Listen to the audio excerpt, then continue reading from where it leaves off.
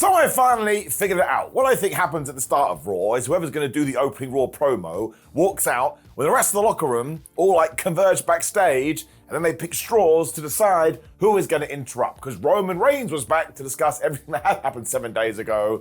And congratulations to Paul Heyman and Bronson Reed. They got the straw, they had a lovely drink, and away they went. Also, my friends, while there are ups and downs, the only wrestling review show you need. It's a nice and simple concept. Sometimes I point up because I like something, and sometimes I point down because I don't like something. And I've decided to remind you, I am a professional wrestler. In my real life, and in fact tomorrow, I am wrestling at the Hammersmith Apollo, which is ridiculous, for Clash of the Comics. And you can order that on pay-per-view at clashofthecomics.live, so you should watch that because it is a bunch of stand-up comedians and wrestling. But the point is this, I actually didn't throw it out to be a promotion machine. It means my opinion counts more than other content creators. That's right. It's time to start firing shots because all these negative grifters keep saying dumb stuff, so I'm going to say dumb stuff too. Don't know what I'm talking about. Let's up those downs. Quick shout out to our US viewers as well, because if you do click the link in the description, you can get Hulu Plus and live TV for only $64.99 for the next 3 months. And of course, that includes the brand new ESPN app, which means you can watch the WWE pay-per-views too. Now, Seth Rollins and Bron Breakker were not with their friends this week, so maybe they stayed in the back playing Nintendo. And because Roman Reigns and Bronson Reed just look at each other for such a long time, which is what wrestlers want to do, eventually Roman was like, oh, we're just going to look at each other. And Paul Heyman insinuated they may actually do that. Now listen, I'm always happy for wrestling take a risk, but if we ever get an episode of Raw and it's 2.5 hours of staring, I'm not going to watch past probably 32 minutes. Given that Roman Reigns had asked the crowd for some acknowledgement, Paul Heyman then said that Roman should acknowledge the fear in his heart, because of course Bronson Reed is the only guy to ever put him in the hospital. I was like, he did kind of beat him in Paris. And also, I think you'd be more mad if somebody put you in a local medical facility. Also, I looked into Roman's eyes, because again, staring, wrestling. He looked totally fine. I think that Bronson spent his entire week watching tape as well, because he was like Arthur and Seeker. Ha ha ha. Your father and uncle never had to be stretchered out to a hospital, which is a very strange thing to say. And Roman was like, yeah, but I tell you what they would tell me to do. Kick your ass, so why don't you get in the ring right now? And that's what we're going to do, fight. Of course, Paul Heyman didn't let that happen, boo. When he said he's got a better idea. And how about at Crown Jewel, you take on Bronson Reed again in a match that Bronson has never lost, an Australian street fight. I was like, Paul, you just made that up. Nobody in WWE has ever mentioned an Australian street fight, but damn it, we're going down under, so now that's what you gotta do. That is not Australian. As they left, Roman called them bitches. That was too much for Bronson Reed, who totally ignored Paul Heyman, and everybody started to fight when the useless wrestling security ran to the ring, and they didn't do much because they're useless, and Roman got a couple of shots in there, meaning he was standing tall. Now that is very interesting, because Bronson Reed probably shouldn't lose a second time to Roman Reigns, otherwise why do the match? But if Roman Reigns does lose to Bronson Reed, well, foul play to Bronson, man, that is a massive win. I mean, why book the rematch if you are just going to have Reigns win again, so this could be super duper good. But actually, this summarizes this entire episode of Raw. We've gone back to telling stories based on things that have happened in 2025. It did kind of feel to me like WWE had moved away from that. So I am going to give it an up. I mean, anytime Roman Reigns is in a segment, it feels like a big deal. But Bronson Reed, man, feels like he's about to get a big old push. Good. It also goes to show that if you do put somebody in the hospital, there are going to be consequences. And fair enough, it's usually jail. But talking about actually looking at the show, my word, bless Adam Pearce, because he finally addressed it. Because Asuka was in the back demanding that we do have a singles match later between IYO SKY and Kairi Sane, when Adam was like, listen, you do realize I already have an entire show here. I'm going to have to see if I can fit you in. And I was like, there you go. It's the small things here on this show. Sometimes we laugh at the general managers because they're like, I didn't actually have anything on my running sheet, so thank goodness you did fall out. But when you say these things, well, it just makes more sense, and it's not 2 + 2 = potato. Poor Kairi Sane then heard about this, and I don't want to say it was funny, but it was kind of funny because she just broke down. This is the worst thing I'll ever say, but Kairi Sane is very good at breaking down on camera. She was like, I don't want to fight IYO SKY. I still want to be a family again. But Asuka looked at her and said, you will do what I tell you, when she walked off and shouted, Kairi, as she likes to do. Honestly, this story is great. When if I was Tozawa, I'd be absolutely furious because it was Becky Lynch versus Maxxine Dupri, and Tozawa wasn't at ringside. I mean, 2 people got punched last week, Only one is able to get revenge. But I tell you, my friends, if you just want to feel warm and fuzzy in your tum-tum today, go and watch this, Max. Maxxine Dupri was like, listen, I have been training loads, and I'm going to show you what I can do. And we even pretended she was going to win. Well, she did technically win, but we teased she was going to win with a 1, 2, 3. This is some of the best stuff we've done in ages because it was simple, man. We have sympathy for Maxxine Dupri because we know she's trying so hard, and you're watching her level up in real time. It's Final Fantasy. I absolutely love Becky Lynch at the moment as well and do not understand the criticisms coming her way because I think she just wants to have fun like she is Cyndi Lauper. But yeah, like she was on the front foot for a while, but every now and then Maxxine Dupri would just go on these flurries. And at one point Becky went for the manhandle slam and flipping Dupri gave her a German suplex and she started rocking and rolling. And the amount of 1-2 oohs these fans bought in, remember that's all wrestling is, connecting with the crowd. Man, they smashed it. And yes, of course, we're grading this on a curve because we have seen Maxxine getting better in real time, like I say, but that's perfectly fine. If you were going to expect 5-star classics every single time you sat down to watch any wrestling show, well, everything would suck, because nobody can achieve that all the time. We also got Maxxine pulling down the straps, which of course gives you 10 on your MP, when she was doing ankle locks and she was hitting set-out power bombs. Now, I'll admit, I never actually thought she was going to beat Becky Lynch with a maneuver, but my gosh, I was happy to go on the ride. Later on, too, Becky grabbed Maxxine and just started throwing her around into our ringside friends, when, without realizing it, she started celebrating at the announce table. Dupri kind of snuck back into the squared circle when, admittedly, the ref did go 1, 2, 3, 4, 5, 6, 7, 8, 9, 10, but it meant that Becky got counted out, and man, the way that Lynch sold that, it was like somebody stole her wallet. And yes, I'm sure that Becky will just beat her next week, but who the flub cares? Why do we watch wrestling? I know I say this all the time, but I'm going to say it again,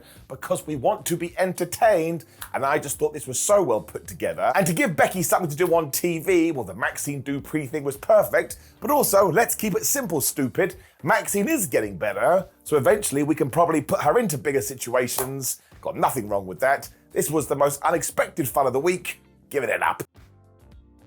Roman Reigns then found the Usos in the back, which of course is always a big deal, and it looked like Jimmy Uso was going to go, I've got your back at the pay-per-view, brother, or cousin, when Jey Uso cut him off and he said the same thing, but of course Roman turned to Jey and said, don't you understand what I'm telling you? I don't want your back, you don't need to have anybody's back, and you need to start thinking about you. Jey Uso. Apparently Roman had also been looking at the running order for the night and who is at the top of the hour. Oh, it's CM Punk cutting a promo, and it's not you, is it, Jey? So he's gone back to being an emotional manipulator. Jimbo seemed confused about all of this, so Roman looked at him and said, you know what? There's nothing wrong with taking advice from the head of the table. And this stuff is honestly really, really good.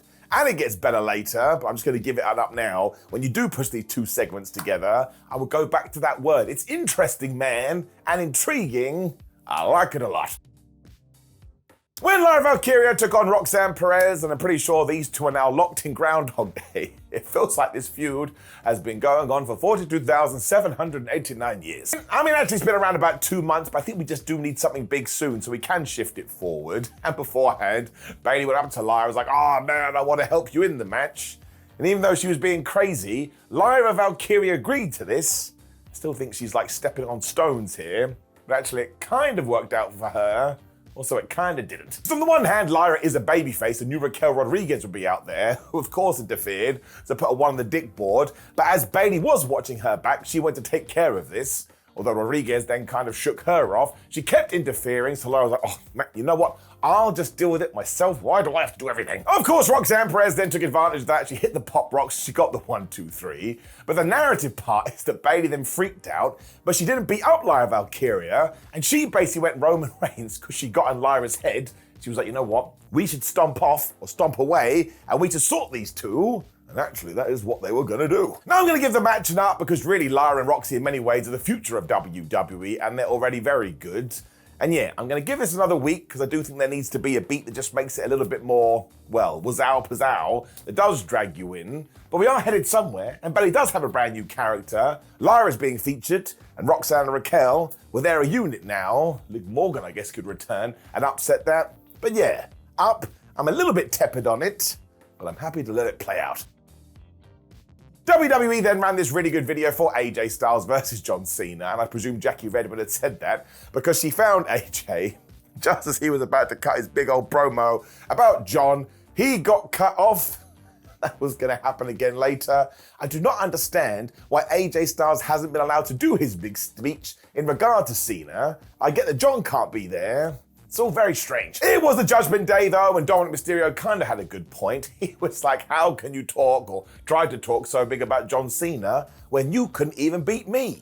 I mean, I guess it's true. Finn Balor then mugged himself off because he was all like, oh, I've heard a rumor that you and Dragon Lee want to take on me and JD McDonagh for these Raw Tag Team Championships, but don't even think about it. Now, one, nobody has said that, so Finn Balor has introduced that to the ecosystem, and two, I like AJ Styles, and I like Dragon Lee a lot. I think they're superb. If all of a sudden they are the random tag team that gets a shot, we need to go fix the tag team division. AJ made a great point that you can act tough when it is 3-on-1, so why doesn't he go and set up a 6-man tag team match?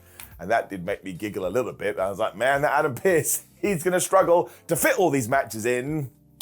And apparently he fit all the matches in. No, it looked like this was gonna be Penta because AJ Styles and Dragon Lee went to find him, but we never got a complete confirmation because we cut away. Yes, this is when Lyra, Valkyria and Bayley were just beating the piss out of Roxanne and Raquel.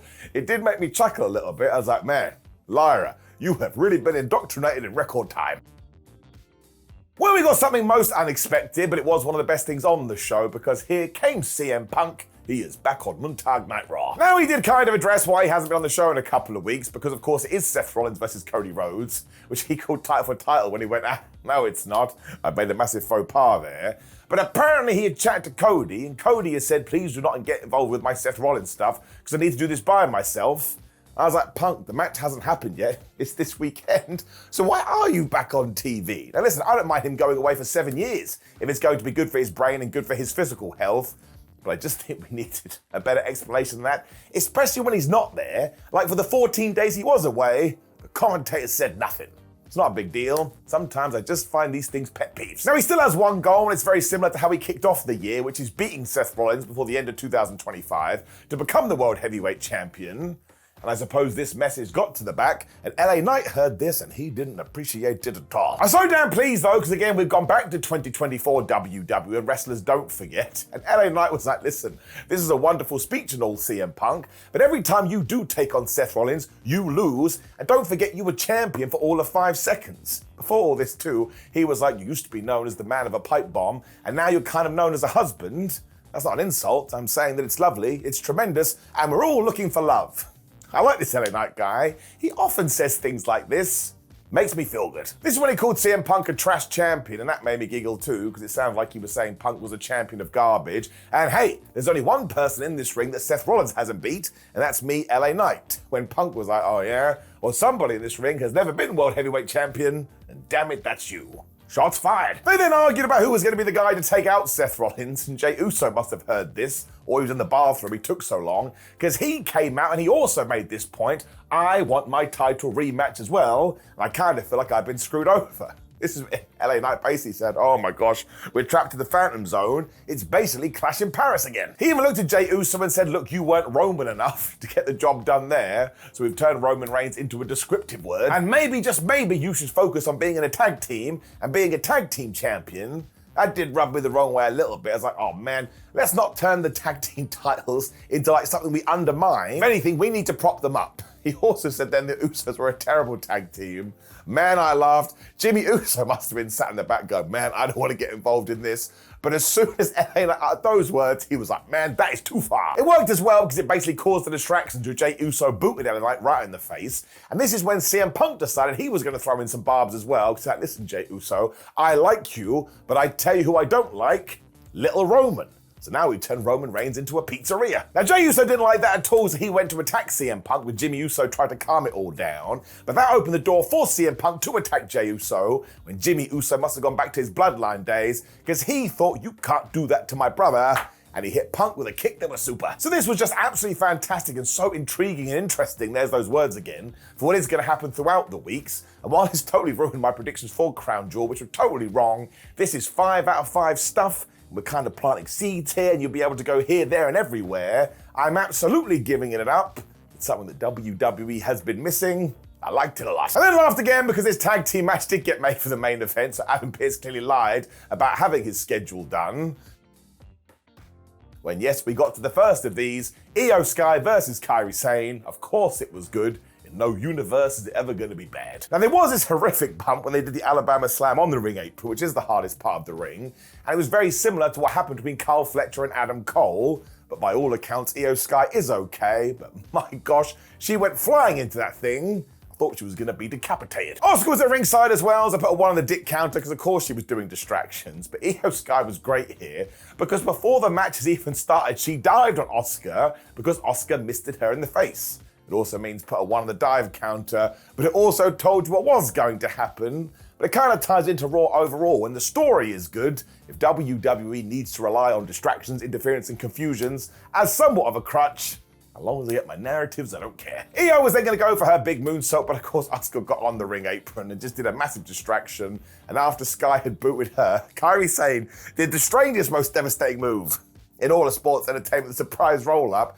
And they must have talked about this beforehand because she put her arms out. Asuka grabbed her palms, they pinned IYO SKY, but they couldn't have cheated anymore. They then took her out with the insane elbow. As the commentators told us, well, there is no Rhea Ripley because she is doing PR in Australia for the pay-per-view. I love little trinkets like that. Ties it all together. So yes, there were plenty of shenanigans here and throughout the show, but the stories were just so much better than they have been. Well, I'm not totally going to let it go. I'm going to talk about it later, but I am going to give it an up. This was good work, especially before Crown Jewel. I still think Rhea and IYO need to lose, but now I'm not so sure, but I appreciate the jeopardy. We then got another great video for Cody Rhodes versus Seth Rollins when we cut to Seth, and Becky Lynch was just ranting at him. This is when WWE did it again because Becky said it was that referee, it was that official. I'm going to talk to Adam Pearce and I will not be going to Crown Jewel until he sorts this situation out. Now I do think it's a shame we're not getting AJ Lee versus Becky Lynch for the IC title because I think that makes all the sense in the world. But at least the wrestler addressed it on screen. That's quite literally all you need to do. As soon as he had walked off as well, Paul Heyman teleported in. This is when Seth Rollins had a meltdown. He was like, listen, Paulie, I really need to beat Cody Rhodes. It's massively important. But what if I don't? Now, Paul was like, you're definitely going to beat him, my lovely friend. But Seth was like, no, you need to tell me. So Heyman was like, well, you're going to lose the locker room. Bronson Reed and Bron Breakker will hate you. And you're probably always going to be known as a secondary de facto champion. I'm so happy that somebody said that because it's true. Most people still see the WWE Championship as number 1 and the World Heavyweight Championship as number 2. So if Rollins does fail, well, you just proved them right. We also teased there could be problems between Paul and Seth as well because Rollins was like, tell me what you would think about me, my man. And he was like, well, I would have to ponder whether picking you over Roman Reigns was a good idea. And they looked at each other and they couldn't handle it because something true had been said. Now listen, I hate the fact that WWE just does this because we do have a set pay-per-view, but bravo to every single person involved in this who has hit massive home runs, and I am now desperate to see what they are going to do. Seth Rollins isn't saying, I need to do this for no reason, like Steve Austin said that in 2001, and look what happened. I am giving it an up. This really has been very good stuff. Jey Uso was then freaking out backstage with the entire bloodline going, why did you come out there, Jimmy? Now look what you've done. You've put us back in the tag team title picture, which is what I know what I want. I want to be World Heavyweight Champion. Stay out my lane. Also, it kind of felt like you were protecting CM Punk. So it's all falling down. Jimmy and Roman had a big conversation too, and Reigns said to him, you need to stay out of his way. He now has more in common with me than he does with you because he has been a world champion. And this just sums up why Roman never apologized and why he's still a massive dickhead, even though he is a babyface. He's up to his old tricks, but I do have to say, this goes back to the up we gave earlier. These two segments together were so damn good. So more fool on me for saying, I think Roman Reigns should apologize. I was completely wrong. This gaslighting asshole is much better. AJ Styles then got stopped again for cutting his big promo about John Cena, and I am going to give it a down. I know after this match he got to say a few words, but I really think we could have taken this bout, shifted to next week, and just given AJ 10 minutes to sell the crap out of this thing. He is right, it doesn't need a story, you don't need to do that, but I just think every now and then, keep it simple, dude. And we didn't do that here, we're giving it a down. We then got this 6-man tag and it was absolutely brilliant. So good, it kind of made me go, maybe we should have trio championships. But I totally disagreed with myself. We have too many belts. Penta got the hot tag at one point, although JD McDonagh somehow turned his Mexican Destroyer into a Spanish Fly, which was really good. When AJ Styles got the hot tag, he kind of ran wild. Well, no, kind of, he did. Penta also hit a dive during this to put a 1 on the counter, and when Dominik Mysterio tagged in, he was about to whack Edge with the 619 when we got another distraction, because Rusev just came storming to the ring. So apparently he always waits 10 minutes, then he goes, right, it's time for revenge. I do like it though, because a character like the Condom should always be in this position. He was so damn scared, he tried to run away, but Rusev was like, no, I'm going to kill you. Now Penta actually went to kick Dominik because of this, but he missed and hit Ruru, so we're going to do that match next week. But basically in the ring, AJ Styles hit the Styles Clash onto JD McDonagh. 1, 2, 3, just like that. So that probably does mean that he's losing at the weekend, but that's totally fine. We've talked about this. It doesn't matter because it is John Cena versus AJ Styles, 2 of the GOATs, but I am going to give it an up. Again, it was just so much fun to watch. And I'm glad that Dominik Mysterio now potentially has loads of challenges for his IC title. I mean, he needs one. Sometimes he doesn't defend it at all. Styles then did get his promo time in. It lasted all of 25 seconds. He just said, we don't need a story, which also made me laugh. You might as well go, oh, wrestling's predetermined, but it's going to be great, and they are going to kick each other's ass. And he's totally right, but I still think you probably could have given him a little bit more time. I may have got this part wrong as well, but I swear we then got told that Penta is the #1 contender for the IC title because of that tag team match. And I was like, how does that make sense? It was AJ Styles that got the pin. Conspiracy. It was time for our main event after this, though, CM Punk and LA Knight versus the Usos, which did feel like a massive deal. And not only were LA Knight and CM Punk falling out during their entrances, but to tag each other in, they were giving each other chops.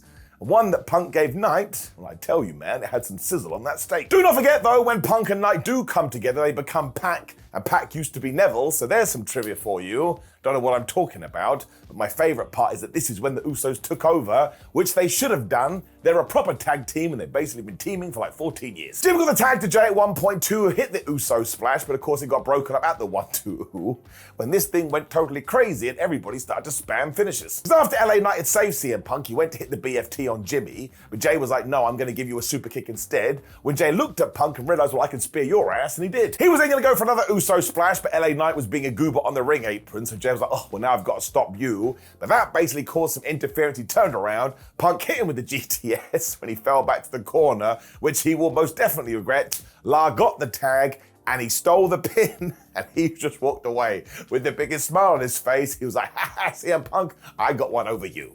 CM Punk was very upset. Now, I wasn't the biggest fan of Jey Uso getting pinned, but surely this is going to tie in, because Roman Reigns would be like, man, you really aren't listening to me. But not only was this a good main event, but once again, it opens the door for so many stories, and it started to make me believe that LA Knight could be world champion one day, and if anybody deserves it. I mean, he just got back-to-back wins because he won 7 days ago, which never happens. I'm absolutely giving this an up. It felt like a fresh end to Raw, as opposed to Bron Breakker and Bronson Reed doing their usual thing. So massive round of applause from me. Raw overall gets it up, and in terms of go-home shows, it's one of the best of the year, and I totally mean it. Now, of course, please do let me know what you thought about last night's episode of Raw in the comments below. Before you like the video, share the video, and please do subscribe. Just hit all the buttons down there. And you can click the video on the screen for my ups and downs with SmackDown, which was also a decent show.